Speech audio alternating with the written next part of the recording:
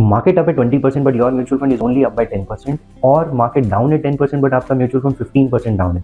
अगर ऐसा है then it is time to understand a very important ratio called which is up capture and down capture ratio, and इसके basis पे आप decide कर सकते हैं कि कौन सा म्यूचुअल फंड आपके लिए सही है। So let's try to understand these two important ratio with an example. So there are two funds, fund A and fund B. Fund A का up capture ratio है 130 and down capture ratio है 95. Fund B का up capture ratio है 95 but down capture ratio is 55. That means जब market 10% return देगा तो fund A on the upside will give you 13% return, but जब market 10% fall करेगा this fund will fall by 9.5%. On the contrary, fund B on the upside this will give you 9.5% but on the downside this will only fall by 5.5%. तो अगर आप aggressive investor हैं who wants to participate in the market rally upside then you can invest in fund A. अगर आपको चाहिए कि I want lesser risk और draw down at a portfolio level then you can consider fund B.